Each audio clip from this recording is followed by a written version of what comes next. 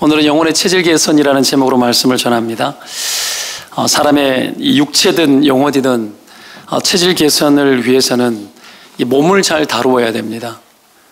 몸을 잘 다루어야 체질 개선이 일어나죠. 습관을 고치고 행동의 패턴들을 바꾸지 아니하면 체질 개선이 일어나지 않습니다. 그리고 육체든 영혼이든 간에 그 체질 개선을 위해서 해야 될 그 습관은 육체를 길들여내는 굉장한 수고로움이 필요합니다. 운동으로 몸을 건강한 체질로 만들기 위해서 여러분 헬스클럽을 이렇게 끊지만 제일 힘든 게 뭐죠? 헬스클럽 가는 게 제일 힘듭니다. 여러분 그런 경험들이 있으시죠? 저는 헬스클럽을 한 달을 끊고 4번을 간 적이 있습니다. 한 주에 한 번씩. 헬스클럽을 가는 게 그렇게 힘들더라고요. 일단 들어가면 이유 불문하고 작게 하든 크게 하든 운동을 합니다. 근데 가는 것이 힘들죠. 영혼의 체질 개선도 마찬가지예요. 영혼의 체질 개선은 가만히 앉아서 그냥 하나님의 은혜 주시면 내 마음이 개선되어지는 것으로 되어지지 않습니다. 영혼의 체질 개선도 우리 육체가 동반되어집니다. 그래서 교회에 여러분 막 가는 것이 싫고 또 예배에 왔는데 예배에 와서 예배에 집중하는 것도 막 싫고 우리 영혼 안에는 무한히 하나님을 향한 거절감들이 있습니다. 그리고 자기 영혼을 끔찍히 돌봐야 됨에도 불구하고 영적인 실증감들로 예배에 집중하기 싫어하는 마음들이 올라옵니다. 내 안에 충분한 이유가 있다고 생각해요. 영적인 실증감들이 만들어내는 게 뭐라고 했습니까? 그것은 내가 하나님 앞에 집중하거나 예배할 수 없는 이유거리들을 찾아내는 거라 했습니다. 영적인 실증감이 있으면 자꾸 내가 안 될 이유를 자꾸 찾아요. 그래서 우리 영혼이 침체되어지고 하나님에게서 멀어지게 되겠죠. 때문에 이 모든 것에 육체를 쳐서 복종시키는 것만이 여러분 굉장한 유익이 있고 유일한 우리가 해야 될 일 중에 하나입니다. 우리의 몸이 영혼의 일에 이바지해야 되는 거죠. 우리의 몸이 영혼의 일에 이바지해야 됩니다. 가만히 앉아서 신앙의 문제를 고민을 하고 생각을 할 때가 있습니다. 여러분 그럴 때 있지 않습니까? 내 신앙을 좀 개선시켜 나가기 위해서 막 생각을 하고 계획을 막 잡아요. 그러면 잠깐 내 안에 내 영혼의 만족감 같은 것들이 들어옵니다. 마치 내 영혼이 좀 개선된 느낌들이 들어와요. 약간의 흥분과 함께. 그러나 그것이 잠깐 내 영혼에 자극은 줄 수 있을지 몰라도 그것으로 내 영혼이 회복되어지거나 그것으로 내가 달라지지 않아요. 절대로 달라지지 않습니다. 여러분 그런 거 많이 해보셨죠? 계획을 막 잡고 막 하면서 약간의 막 기분 좋은 흥분들이 내 영혼의 만족이 되어지잖아요. 그것이 절대로 여러분의 영혼에 유익을 주지 못합니다. 절대로요. 그거는 기분이에요. 영혼은 하나님의 은혜가 들어와야 바뀌고 영혼은 하나님의 은혜는 하나님의 하나님의 영이신 성령께서 직접 은혜를 우리 가운데 수여하는 겁니다. 하나님이 직접 우리 가운데 은혜 부으시는 거예요. 주님이 직접 다루는 거예요. 때문에 내 영혼에 어떤 긍정적인 의지를 좀 발휘를 하고 생각을 한다 하여서 그것이 내게 큰 은혜가 되어 내 영혼이 바뀌지 않습니다. 절대로 바뀌지 않아요. 때문에 우리가 해야 될 것은 체질 개선을 위해서 해야 될 것은 우리의 육체와 몸을 기도하는 영혼의 일에 쳐서 복종시키는 이 불편한 순종을 마다하지 않는 거예요. 쳐서 복종시켜야 돼요. 이것을 여러분 정말 부지런히 하지 않으면 내 영혼의 체질 개선이 일어나지 않고 성령이 주시는 그 은혜 아래 은혜 아래 깊이 들어가지 못합니다. 근데 문제는 뭐죠? 육체를 쳐서 복종시키는 그것을 하기 싫은 게 문제죠. 하기 싫죠. 그것을 뭐라고 이야기한다고요? 게으름이라고 이야기한다고요. 게으름. 이걸 하기 싫은 거예요. 게으름이 뭐죠? 육체를 복종시키지 않는 게 게으름이에요. 마음의 노동은 합니다. 하고 싶은 마음도 있어요. 솔직해요. 솔직하면 어떡해요? 솔직해도 몸이 안 따르는데요. 지난주에 제가 그런 이야기 했죠? 아침에 일어나서 큐티책을 가지고 침대에서 큐티를 하고 싶은데 아내가 어떻게 해요? 책상 위에, 방 한 구석에 있는 책상 위에 머리맡에 뒀는데 거기 올려놨더라고요. 근데 일어나서 정말 힘든 게 뭔 줄 알아요? 그 책상까지 갈 때에 여러분 가서 이 큐티책을 가지고 오는 게 진짜 힘든 거예요. 왜요? 일어나면 잠을 깨야 되잖아요. 잠을 깨는 게 싫은 거예요. 그만큼 여러분 육체를 쳐서 복종시키는 것은 힘들고 어려운 일이에요. 게으름의 영역은 육체를 다루는 영역입니다. 잠옷실에 있다가 예배실로 들어와야 되죠? 부부가 한 명만 예배 드려야 돼, 저기는. 한 명만. 부부가 같이 앉아 있으면 안 되는 곳이에요, 저기는. 왜? 돌아가면서 은혜 받아야지. 돌아가면서요? 같이 앉아 있으면 뭐 하려고? 애 하나 떠들면 부부가 같이 마음 다 뺏기려고? 여러분, 근데 그러고 싶지 않거든요. 영적 태만에 자기를 내어버려 두고 싶거든요. 그게 좋아요. 내 육체에 하나님을 향하여 나아가고자 하는 영혼의 의지가 비록 있을지라도 끊임없이 그걸 말리는 나의 본성 아래, 본성이 주는 유익이 있거든요. 육체의 만족을 주는 거죠. 몸을 움직이지 않을 때 내 몸은 너무 좋아요. 끝까지 거기에 이바지하려고 하는 욕구들이 있거든요. 영적인 노동을 하지 않고 그냥 그 시간에 딴 생각하고, 예를 들면 핸드폰 펼쳐가지고 막 그냥 기사 살피고, 그게 내 영혼에, 내 이 몸에 더 좋을 것 같아. 그렇게 자기 자신을 방치해가지고 오냐 내 영혼이 잘 되겠다. 전혀 회복이 일어나지 않아요. 어떠한 것으로도 여러분 하나님의 은혜를 가로막는 것들로부터 우리는 싸워서 이겨야 돼요. 그것을 말리는 가장 큰 적이 마귀도 사탄도 아니고 죄에 쩌들어서 살아가면서 영적인 실증감을 안고 내 육체의 안락만 도모하고자 하는 이 본성을 쳐서 복종시키는 이걸 해야 돼요. 이걸 게으름을 깨뜨리는 겁니다. 이 게으름을 깨지 못하면 그 어떤 영혼의 일도 일어나지 않아요. 영적인 일 그러니까 마음의 일로 생각하는데 아니요. 몸의 일이에요. 육체를 치는 일입니다. 만약에 우리가 그렇게 하지 않고 게으름 속에 자기 영혼을 방치하고 계속 내어버려 둘 때 어떤 일이 일어나는가? 불신자와 방불한 삶을 살고 불신자보다도 더 악하게 바뀔 수 있고, 얼마든지 여러분 예수를 믿고 교회를 다니는 것 같으나 전혀 믿는 자의 역사가 나타나지 않죠.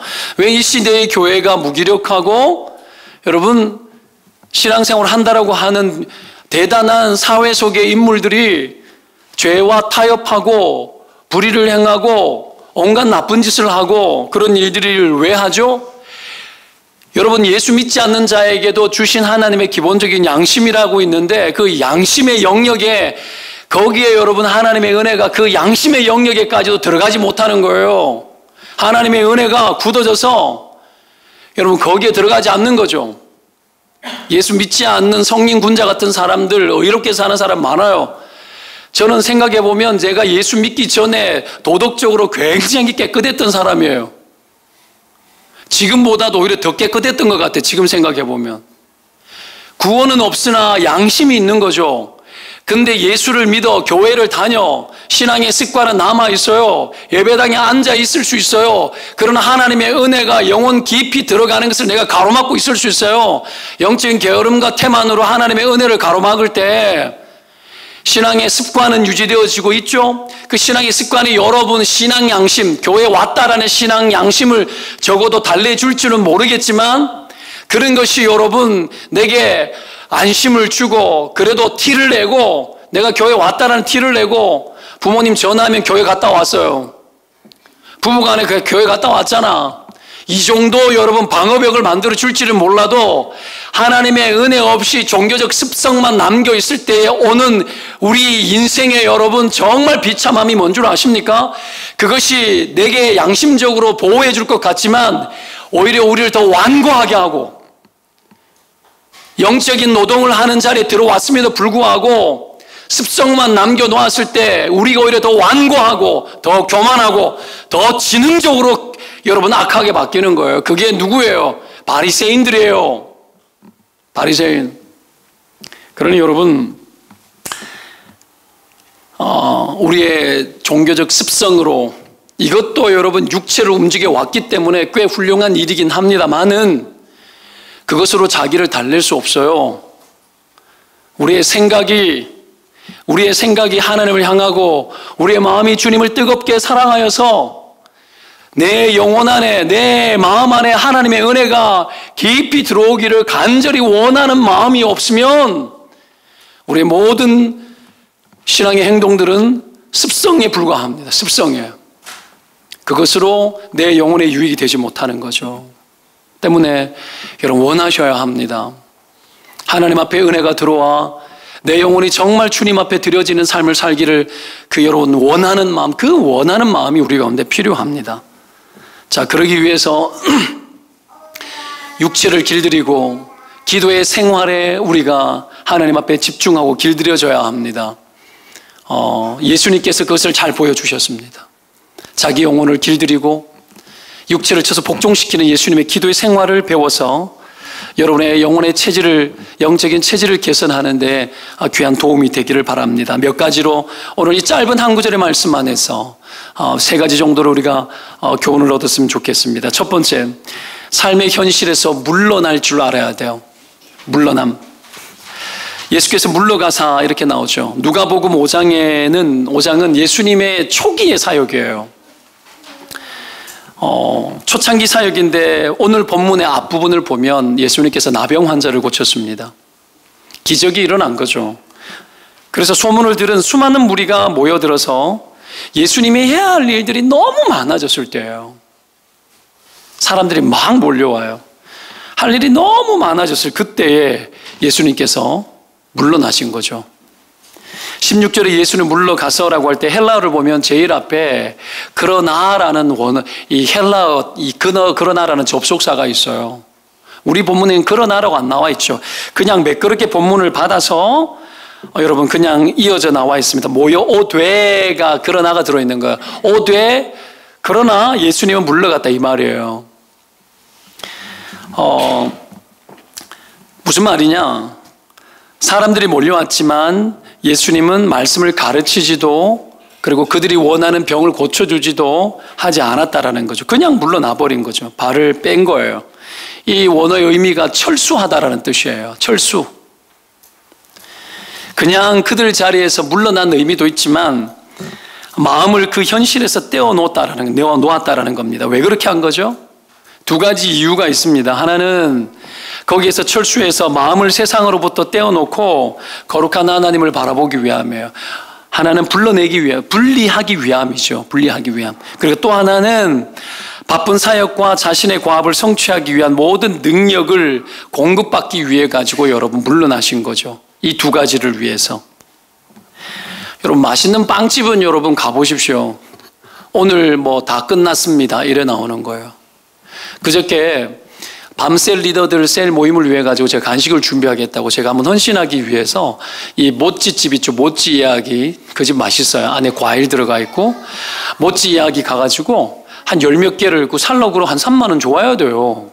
그렇죠. 헌신하는 마음으로 갔는데 딱 그냥 저녁 8시쯤이었는데 딱 앞에 붙여놨더라고요. 오늘 모든 물건 완판됐다고. 그래서 내일 오라고. 멋지지 않습니까? 그러니까 유명한 빵집은요 계속 만들지 않아요. 딱 만들고 끝내요. 물러나서 준비하고 이게 비단 예가 될지는 모르겠지만 그런 거죠. 예수님 사람 온다고 해가지고 인기 좋다고 해가지고 계속해서 일하지 않았어요. 할 일이 많다고 끊임없이 막 하지 않았어요. 물러나서 단절하고 자기의 시간을 갖기 시작한 거죠. 누가복음은 예수님의 공생애를 이렇게 기록을 하면서 있잖아요. 이 누가복음의 특징을 보면 기도에 대한 이슈들이 계속 나옵니다. 6장 12절에 보면 예수께서 기도하시러 산으로 가사 밤이 새도록 하나님께 기도했다. 이래 나와요.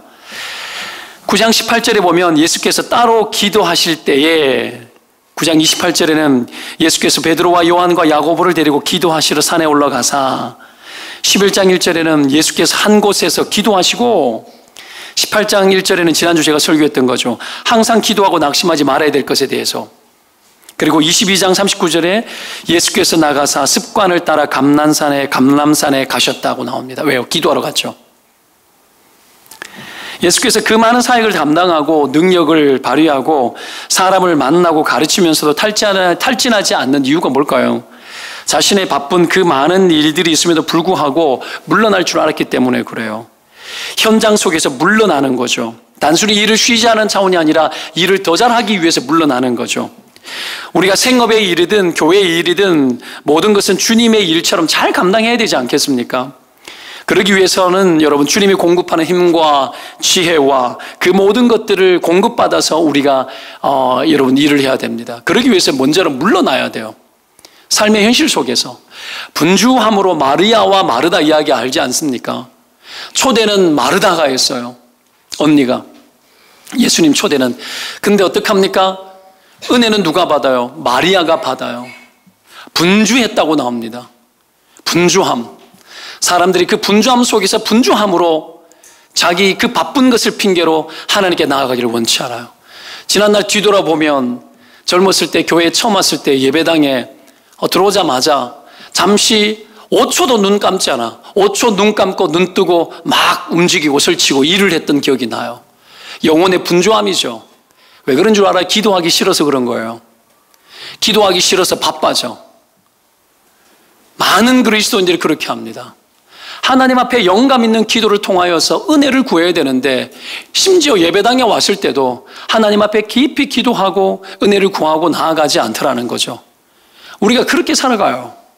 그리고 어떡합니까? 보고 싶은 사람, 이야기하고 싶은 것, 그런 것들로 여러분 다 덮쳐서 예배 속에 집중하지 못하는 거죠. 예배 중에도 계속 딴짓하고 싶어요. 안 그럴까요? 저는 설교하고 있는 사람이니까 여러분 딴짓을 안 하지만 저도 여러분 설교를 듣는 자리에 가 있으면 가끔씩 그럴 때 있어요. 예를 들면 목사들이 모이는 노회라는 게 있습니다. 노회 같은 데 가면 여러분 예배 막 드리는데 설교하고 이러면 옛날 어르신들 설교하면 막 답답해 속이 막 터질 것 같아요. 그러면 어떡해요? 막 성경 보는데 억지로 아멘 아멘 하는데 노회록이라고 회의지 주거든요. 그럼 오늘 이게 순서가 뭐지? 막 이런 거 막 보고 보면 많은 목사님들이 그래요. 이게 영적인 태만이죠. 나는 예배의 자리에 나가서 설교하는 사람일 때는 그냥 하지만 나도 똑같이 예배의 자리에서 설교를 듣는 자리에 가고 예배하는 자리에 가면 찬송도 크게 하기 싫고 기도는 장로님 기도를 왜 저렇게 길게 하는가 싶고 지금 왜 저렇게 기도하는지 모르겠고 막 답답하고 이런 생각들이 막 들더라는 거죠. 왜 안 그렇겠습니까? 그럴 수 있죠. 그럼에도 불구하고 그런 우리의 생각들이 들어오는 것을 차단하고 우리의 마음과 심령을 모아서 하나님을 향하여서 주의 은혜를 구하는 마음으로 그렇게 들어가야 되는 거죠. 여러분, 그것이 마땅합니다. 구별된 때문에 우리에게 필요한 게 뭘까요? 이 분주한 삶의 여정 속에서 빠져나와서 시간을 구별 지을 수 있는 태도들이 필요합니다. 물러날 줄 알아야 돼요. 가끔씩 설교를 이렇게 준비해 놓고 그 다음날 보면 내가 왜 이렇게 했지 싶을 때가 있어요. 여러분, 책상에 앉아 있는 거 저도 잘 하거든요. 화장실만 안 가면 저는 10시간씩 앉아가지고 계속 글 쓸 수 있어요. 요즘은 막 체력도 딸리고 막 이렇게 좀 옛날하고 좀 다르긴 하지만 그러거든요. 근데 계속 하다 보면 거기에 말려들어요. 와, 내가 되게 잘하는 것 같고 글이 되게 잘 풀리는 것 같고 막 써요. 막 쓰고 막 하거든요. 그리고 하루가 지나고 그 다음날 이렇게 열어서 보면 내가 왜 이 짓을 했지? 완전히 달라요. 감동이 다르고 완전히 달라요. 이게요, 쉼이 필요하다라는 거예요. 영감을 위한 쉼이 필요한 거죠. 이걸 여러분 우리가 놓치고 속고 살아가는 거죠. 예수님도 부지런히 일하셨습니다. 그러나 시간을 따로 빼서 새벽으로 밤으로 기도하는 시간을 따로 구분했습니다. 최대치의 일을 하고 그 시간에 여러분 자기의 시간을 또 쪼개어서 환경을 만들어서 기도하는 시간을 확보하시고 그렇게 한 거죠. 그래서 질문을 던져봐야 돼요. 가장 현실적인 기도에 대한 질문이 뭔지 아십니까? 기도 제목이 뭐냐? 기도 얼마나 하느냐?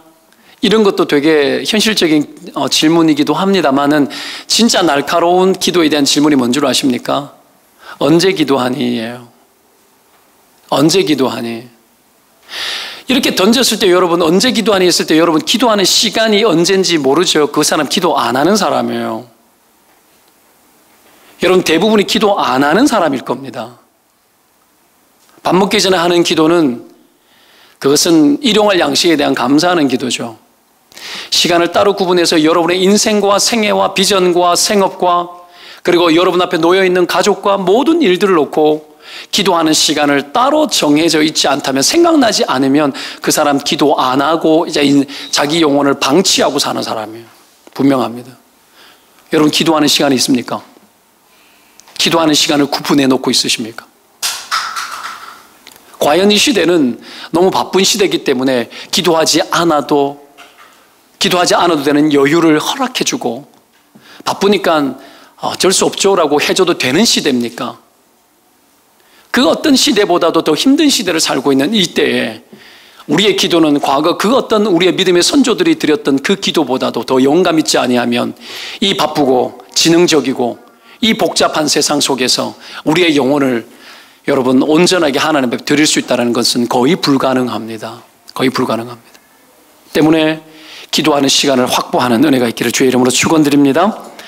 견고해야 합니다. 이게 첫 번째고요. 예수님 물러나셨어요. 먼저 현장 속에서 분리되어 주셨어요. 분리되어 주셨어요. 계속 여러분 일하는 자리에 들어가서 숨 막히듯이 그렇게 할 수 없어요. 분리해야 됩니다. 그리고 분리해서 시간을 만들어야 됩니다. 하루에 여러분 아내도 저보고 그래요. 당신 핸드폰 좀 적게 했으면 좋겠다고. 저도 페이스북을 하고 뭐 이렇게 틈나는 대로 하고 또 보고 해요. 제가 해야 될 기본적인 것들이 있어요. 최소한 하루에 1시간은 합니다.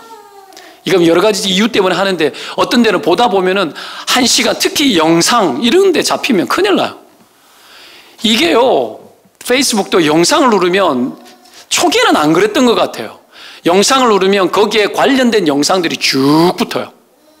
그러면 재미난 걸 하나 보면 더 재미난 게 또 올라오는 거죠. 그러다 보면 내가 1시간만 해야 됨에도 불구하고 페이스북 정보 나누고 내가 달 것들 달고 기본 1시간만 해야 되는데 그것을 보다 보면 재밌으니까 어떤 데는 너무 재밌어가지고 30분씩 막 지나가는 거예요. 안 그렇습니까? 여러분 페이스북 하지 않으십니까? 유튜브 다 그렇지 않습니까? 서비스가 얼마나 좋아요. 하나 봤는데 거기에 관련된 유튜브 영상이 어마어마한 거 몇십만 명 본 것들이 쫙 붙는데 그거 보면 안 재미있어요? 당연히 재밌지. 여러분 성경 보다가 너무 재밌어가지고 또 보고 싶고 이런 적 몇 년 전입니까? 기도하다가 기도 더 하고 싶어가지고 더 하고 이런 거 얼마나 되셨습니까? 기도도 느는 거예요. 기도는 뭘로 하는 줄 알아요? 기도는 육체로 하는 거예요. 마음으로 하는 거 아니에요. 기도는 몸으로 하는 거라고요. 그래서 기도는 노동이에요. 근데 우리는 여러분 그렇게 되지 않아요. 그렇게 허비하고 시간들을 방치하면서도 그것이 내 영혼을 여러분 좀먹는 일들이라는 것에 대해서 우리가 잊고 살아가고 하나님 앞에 기도해야 될 기본적인 시간들에 대해서 매우 인색합니다. 신앙의 의무는 여러분 기도는 신앙의 의무이고 신앙의 의무를 다하지 않는 것은 죄입니다. 그래서 사무엘은 기도하기 싫은 죄를 범치 않겠다고 이야기했던 겁니다. 기도하지 않으면 결국은 우리는 하나님 앞에서 영혼이 부패해지고 하나님을 반하는 대적하는 쪽으로 우리의 인생에 결론을 내리고 결정을 내릴 수밖에 없습니다. 아닐 거라고 말하지 마십시오. 아닐 수가 없습니다. 아닐 수가 없습니다. 그 첫 번째, 두 번째 영적 체질 개선을 위해서 두 번째 해야 될 것은 기도의 장소로 들어가는 겁니다. 기도의 장소로 들어가는 것. 예수님께서 한적한 곳에서 기도했다고 하죠. 한적한 곳에서 기도했는데 이 한적한 곳, 헬라어로 에레모스라는 말인데 광야라는 뜻입니다. 광야. 예수님은 광야에서 기도했었습니다. 광야에서. 왜 그랬죠? 광야가 의미하는 바가 뭐예요? 세상에서 단절된다는 뜻도 있죠. 좀 더 다르게 이야기할게요. 뭘까요? 방해받지 않는 곳이죠. 사람이 없는 곳이라는 뜻이에요. 사람이 없는 곳. 고독한 장소. 헨리 나우엔이 과거 영적 발돋움이라는 책을 썼을 때 거기에 세 챕터가 나옵니다. 그 챕터 중에 하나가 뭐냐면 여러분 외로움에서 고독으로. 사람들은 외롭게 살아가요. 결핍이죠. 외롭기 때문에 그 외로움을 달래기 위해서 정서적으로 공급합니다. 사람을 만나고 수다를 떨고 차를 마시고 영화를 보고 감동하고 감각을 얻고 그렇게 살아가는 거죠. 외로운 사람들은 늘 굶주려 있습니다. 때문에 어떡합니까? 애정에 굶주려 있어요. 그 애정이 채워지지 않으면 외로워지고 그것 때문에 우울해지고 우울증에 빠지기도 하고 때로는 분노하기도 해요. 나 이 외로움을 달래주지 않기 때문에. 교회의 외로움을 달래기 위해서 오는 사람들도 있습니다. 이 세상은 외롭기 때문에. 근데 이렇게 이야기합니다. 외로움이 아니라 고독으로. 고독은 뭡니까? 하나님 앞에 독대하는 시간이에요. 고독은 스스로 외로움을 결정하는 시간이에요. 외로움에 방치하지 않고 외로운 자들마다 하나님 앞에 나아가기 위하여서 사람에게서 스스로 자기 자신을 외롭게 만들어 하나님 앞에 나아가는 게 고독이에요. 여러분, 그렇게 하는 것을 통해서 하나님과의 깊은 영적인 교제를 나누는 거죠. 의도적으로 자기를 구별하는 겁니다. 그래서 예수님이 광야로 들어간 겁니다. 광야라는 표현을 굳이 에레모스라는 단어를 써서 표현을 하는 겁니다. 한적한 곳으로 갔다라는 것은 사람과의 교제가 불가능한 곳으로 들어간 거예요. 방해받지 않는 곳. 절대로 군중들과 함께하는 시간 속에서 기도를 깊이 할 수 없습니다. 그래서 구별된 기도의 장소가 필요한 거죠. 우리가 기도하지 못하는 현실적인 이유가 교만과 영적인 태만과 이런 우리 안에 있는 영혼의 문제 때문에 그럴 수도 있지만, 우리가 여러분 하나님 앞에 하나님 앞에 채워야 될 것들을 사람에게서 찾기 때문에 여러분 기도가 안 되는 경우가 많습니다. 기도 없이 사람 만나는 것으로 대신하는 거죠. 사람에게 달래는 거죠. 그렇게 되어지면 여러분 우리 영혼이 더 곤비해집니다. 때문에 광야로 나가야 돼요. 히브리어로 광야, 이 미드바르라는 말의 어원은 듣다라는 뜻이라 그랬죠. 광야로 가서 들어야 돼요. 사람 만나지 말고 하나님 만나야 돼요. 하나님 음성을 어떻게 듣냐고요? 들릴 때까지 듣는 거예요. 기도의 자리에서 하나님이 내 영혼에 감동을 주고 하나님이 내 영혼에 뭔가 여러 메시지를 주는 확신의 순간들이 차오르기까지 기도하는 거예요. 우리의 삶의 이 복잡함들은 여러분 충분한 시간을 들이지 않으면 절대로 영혼의 회복이 일어나지 않습니다. 분명히 말씀드립니다. 잠깐의 영감 있는 기도는 충분한 기도의 시간을 드리는 자들에게 얻어지는 것들이에요. 잠깐 영감 있는 기도는 충분히 하나님 앞에 부지런히 시간을 들여 기도의 시간을 충분히 채운 자들에게 오는 잠깐의 영감이라고요. 삶의 영감은 충분히 기도한 자에게 얻어지는 거예요. 우리가 충분히 하나님 앞에 기도하는 시간을 들였을 때 우리의 생활 속에 순간순간 필요한 영감들을 얻게 되는 거예요. 그러면 하나님 살아계셔서 우리 가운데 그렇게 역사하지 않는 분이냐? 충분히 그렇게 역사하는 분이죠. 우리는 이런 하나님을 향한 하나님에 대한 경험이 너무 없어요. 기도 통해서 하나님이 말씀하시고 메시지 주는 영감들을 경험하는 것이 너무 없어요.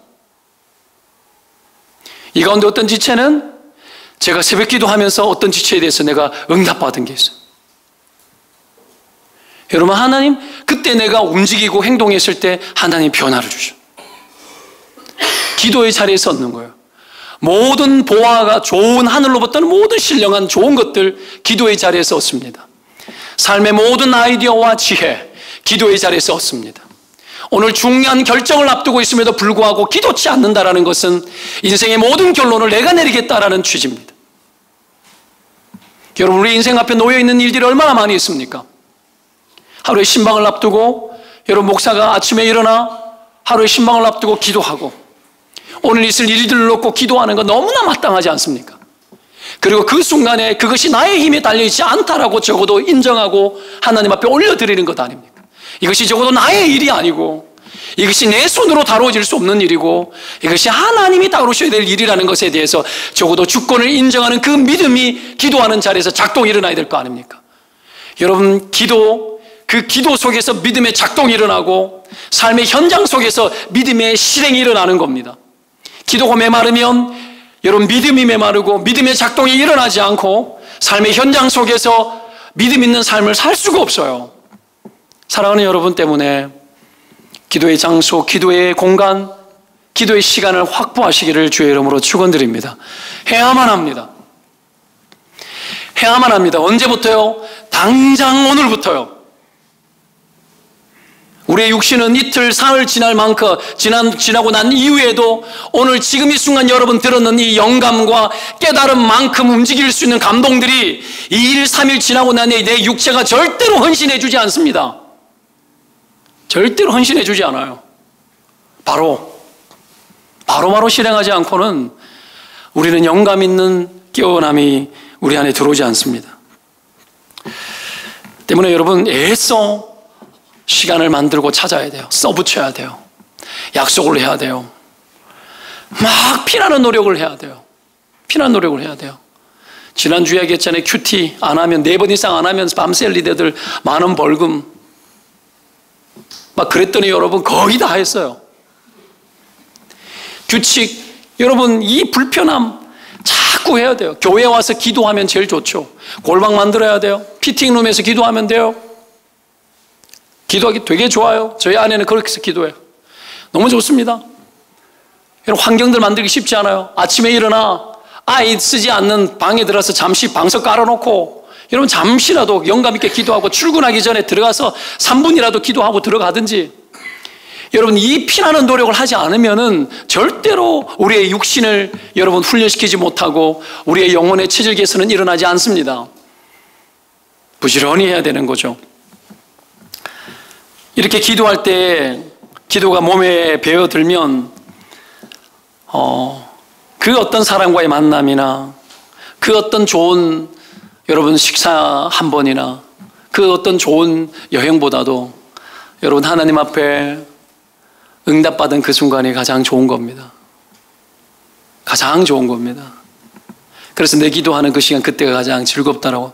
이게 즐거워요? 이 즐거움을 맛보셨어요? 세상에 그 어떤 것을 1억만금으로도 하나님이 내 인생 가운데 살아서 말씀해 주시는 거 한 번만 하지 못하다라는 거 여러분 아셔야 합니다. 이렇게 기도가 습관이 되어질 때 어마어마한 유익들이 많이 있겠죠. 크게 한 4가지 정도로 그냥 제가 한번 적어봤어요. 하나는 첫째는 거룩한 삶이죠. 기도가 들어올 때 성령이 은혜를 베푸셔서 우리 안에 있는 죄의 습성과 본성으로부터 우리의 죄가 우리 영혼에서 분리되어져서 우리의 죄의 모든 경향들이 끊어져서 우리의 육체와 영혼 바깥으로 빠져나가요. 이게 성령이 하는 일이에요. 그래서 거룩해지는 거예요. 하나님의 구원이 내 안에 이루어지는 거죠. 구원은 어디로부터의 구원입니까? 죄로부터의 구원입니다. 제일 먼저 그 일들이 일어납니다.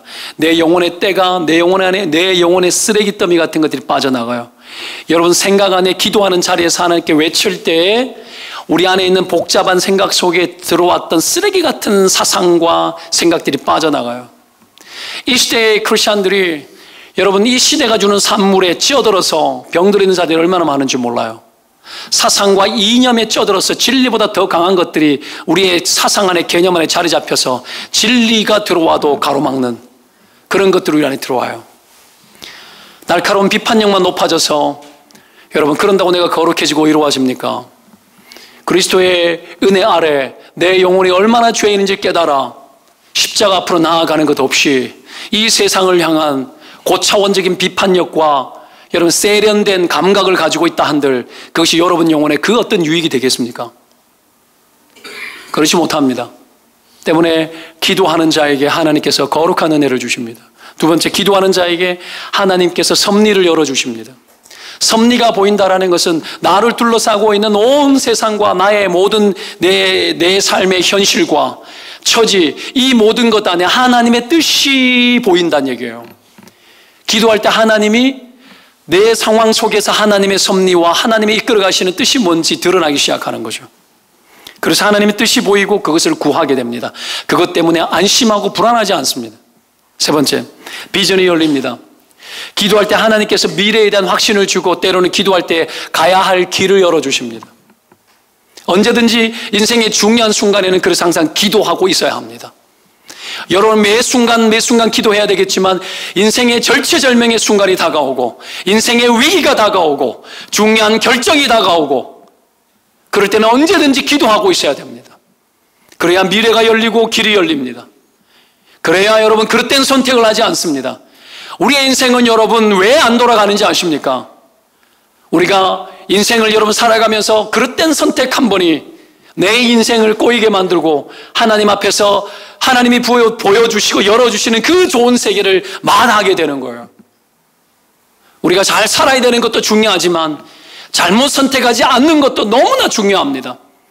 기도는 우리로 하여금 그릇된 선택을 방지하게 하고 하나님의 지혜 속에서 바른 것을 선택하게 할 수 있는 능력을 공급합니다. 어떻게 할 때? 기도할 때. 마지막 네 번째로 강한 그리스도인이 됩니다. 기도할 때 내적 평안을 줍니다. 마음이라는 건 주님이 지으셨어요. 내적 평안이라는 것은 하나님의 진리가 아니면 평안이 오지 않아요. 그 어떤 사람의 확신도 긍정적인 마인드도 마인드 컨트롤을 수도 없이 해도 하나님이 직접 만드신 우리 영혼과 이 마음 안에 하나님이 다루시는 은혜의 손길이 미칠 때에 우리가 꼴백 번 노력하는 것보다도 그 어떤 능력보다도 하나님의 그 도우신 은혜 아래 내적 평안을 누리는 것이 훨씬 거대합니다. 여러분, 내적 평안 안에서 담대함이 나옵니다. 두려움이 사라지고 그래서 강해집니다. 여러분, 강한 그리스도인 왜 강하지 않는지 아십니까? 왜 여러분 그리스도인들이 세상 눈치 보고 사는 줄 아십니까? 생명력이 없기 때문입니다. 주님이 살아계셔서 내 안에 역사하는 생명력, 그 강한 능력이 내 가운데 부재되어지니까 짐작하고 살고 믿음의 모험을 하지 않고 이 땅을 살면서 눈치 보며 살면서 할 말 못하는 거예요. 내가 믿는 주 예수 그리스도에 대해서 말하지 못하는 거예요. 예수 그리스도를 믿을 때에 당신의 삶이 달라질 것이고 당신의 삶에 능력이 있을 것이라고 여러분 말을 하지 못하는 거죠. 무기력감에 빠졌어. 자, 때문에 기도의 시간, 기도의 공간, 마지막으로 기도의 시간과 기도의 공간을 선택하고 난 이후에 뭘 해야 됩니까? 마지막으로 해야 될 것은 기도를 몸소 실천하는 일에 헌신해야 됩니다. 어떻게? 열렬히 기도해야 합니다. 열렬히 기도해야 합니다. 예수께서 물러가서 한적한 곳에 결국 한 건 뭐죠? 기도한 겁니다. 여러분, 예수님 기도가 필요하지 않는 분입니다. 그분은 하나님이십니다. 친히 우리의 기도를 들어주시는 분이세요. 천지만물을 지으신 분이시고 우리를 너무 잘 아시는 분이죠. 근데 예수님 그 어떤 누구보다도 열렬히 기도하신 분이시죠. 자신의 모든 하나님 되는 신성을 육체 뒤로 감추시고 이 땅에 인간의 몸을 입고 와 모든 인간들이 걸어가야 될 그 길을 친히 다 보여주시고 친히 몸소 행하셔서 우리가 따라가야 될 삶의 모습들, 우리가 배워야 될 모든 기도의 모본을 다 보여주신 것이 예수님이셨어요. 그토록 우리로 하여금 여러분 배우게 하셨습니다. 믿음이 뭐죠? 주님을 따르는 겁니다. 믿음이 뭐죠? 주님을 배우는 겁니다. 예수님처럼 생각하고 예수님처럼 말하고 예수님처럼 행동하는 겁니다. 예수님 닮는 겁니다. 진짜 영성이 뭐죠? 진짜 영성은 예수님처럼 되는 거예요. 진짜 영성은 여러분 2000년 전 예수 그리스도가 오늘날 우리의 삶에 현존하게 하고 내 인생과 인격과 삶을 통해서 내 안에서 내 삶을 통하여 살게 만드는 것이 진짜 영성입니다. 그것이 구원이에요. 그 삶을 향해 살아가는 자들마다 여러분 기도가 선제되어져야 되겠고 풍족한 기도, 열렬한 그 기도가 우리로 하여금 예수님을 닮게 합니다. 오늘날 신자들은 거의 기도하지 않습니다. 거의 기도하지 않습니다. 기도가 다 밀려나고 예배가 다 밀려났습니다. 안타깝지만 수요 예배가 총회에서도 수요 기도회로 바뀌었습니다. 기도하자가 아니라 예배면 의무거든요. 그러니 오늘 이 바쁜 세상에 예배라고 해놓으면 장로님, 권사님 예배 와야 되는데 예배 올 수 없으니까 기도회로 바꿨어요. 부담을 덜어준 거예요. 수요 기도회 없는 데가 많아요. 주일 저녁 예배가 주일 오후 예배로 하다가 주일 오후 예배가 이제 주일 오후 예배도 이제 없어지는 추세로 가고 있죠. 금요 심야 기도회가 그렇게 되어지다가 금요 심야 기도회가 없어지는, 저는 그래서 없다가 만드는 구조로 가는 사람입니다. 만드는 구조로. 여러분 하나하나 찾아가는, 꼭 이런 형식은 아닐지라도 여러분 기도와 시간은 비례합니다. 기도하는 환경과 시간은 필요합니다. 뭐라도 하나 만들어 놓으면 기도는 더 할 수밖에 없는 거겠죠. 이 모든 것들이 일어나서 여러분 우리는 거의 기도하지 않는 신앙인, 거의 기도가 없는 교회로 이 시대는 점점 몰락해 가고 있습니다. 내 집은 만민이 기도하는 집이라고 말씀하셨습니다. 여러분, 기도가 사라지면 교회는 사라지는 겁니다. 어게인 여러분 1907 이야기하면서 과거에 평양 대각성운동, 여러분 1907년도 평양의 대부흥운동이 있었을 그때에 회개가 터지고 여러분 기도가 살아났어요. 기도가 살 때 부흥이 일어났습니다. 100년마다 한 번씩 온 세계 속에는 세계사 교회의 역사 속에는 100년에 한 번씩 큰 부흥들이 있었는데 그때마다 기도의 물결들이 타들어갔었습니다. 기도가 사그러지면 부흥이 사라지고 기도가 사라지면 교회가 사라집니다. 교회가 사라지면 믿는 자들이 사라지겠죠. 미래가 사라집니다. 때문에 여러분 제일 중요한 건 기도하는 게 중요합니다. 이유불문하고 열렬히 기도하는 게 중요합니다. 기도가 멈추지 않게 하는 것이 중요합니다. 이번 특세, 내일부터 특세가 있죠. 특세 통해서 해야 될 게 뭘까요? 멈춰져 있는 기도가 터지는 거예요. 기도가 터지기 위해서 뭐부터 하는 거예요? 왜 특세일까요? 여러분 육체를 깨우는 일을 하기 위해서는 육체를 치는 일들을 하는 거예요. 육체를 치는 거예요. 멀리 있는 분들은 멀리서 육체를 쳐서 아침에 일어나 집에서 기도할지라도 쳐서 깨워놔야 돼요. 일어나서 와야 돼요. 환경이 되지 않는 분들은 되지 않는 상황 속에서 최선을 다해야 됩니다. 애기 때문에 못 나온다 일어나서 여러분 들쳐있고 나오시든지 못 나오면 집에서 깨워서 기도해야 되는 거야. 여러분 깨우는 거, 이것을 통해서 하나님 앞에 나아가기를 바라요. 멈춰진 기도가 터지게 하는 거. 여러분 결국은 해야 될 게 뭘까요? 말씀을 정리하면서 결국은 우리가 여러분 개선하기 위해서 영적 체질 개선을 해야 될 게 뭡니까? 기도를 부추기는 거예요. 기도의 분위기를 만드는 거예요. 어떻게 해요? 기도하자 해야 되는 거예요. 약속이 필요합니다. 권사님인데 왜 기도 안 하시죠? 이런 표현보다 권사님인데 우리가 기도해야 되지 않을까요? 권사 직분이라는 이유만으로도 기도해야 되는 거예요. 내가 교사고 내가 교회에서 일을 맡았기 때문에라도 의무적으로라도 해야 된다는 그것조차도 거룩한 일이고 소중한 일입니다. 여러분 서로 양심의 가책이 느껴지지 않도록 만드는 편한 기독교, 편한 교회, 편한 신자, 서로 서로에게 불편을 끼치지 않는 좋은 신자 되고 좋은 목사 되고 좋은 지체 되어지기를 원하는 이 타락한 본성을 깨뜨려야 됩니다. 여러분 잔소리하고 찔러대고 막 몰아가고 기도해야 된다 그러고 막 싫고 귀찮고 이 교회를 떠나고 싶을 만큼 막 몰아갈 만큼 여러분 기도하자라는 것이 이상하지 않는 교회, 이게 교회여야 되지 않겠냐라는 거죠.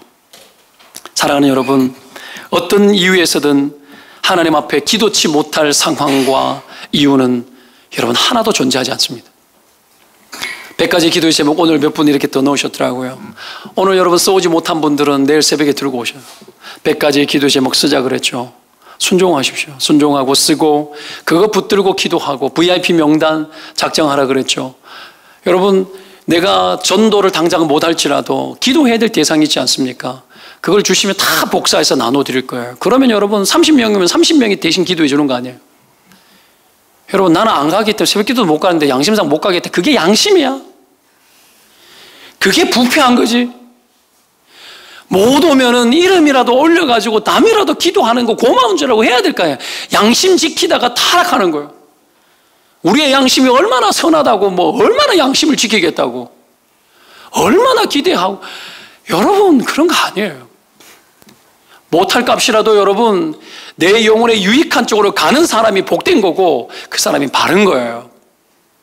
사랑하는 여러분, 이유불문하고 예수님께서는 기도에 여러분 선수, 자기의 모든 몸을 다하여서 자기의 몸소 기도를 실천하는 모습을 우리에게 보여주셨습니다. 오늘 그런 예수님의 기도의 모습을 본받아 우리도 여러분 기도하는 사람으로 살아가는 그런 복된 인생의 은혜가 있기를 축원드립니다. 기도합시다.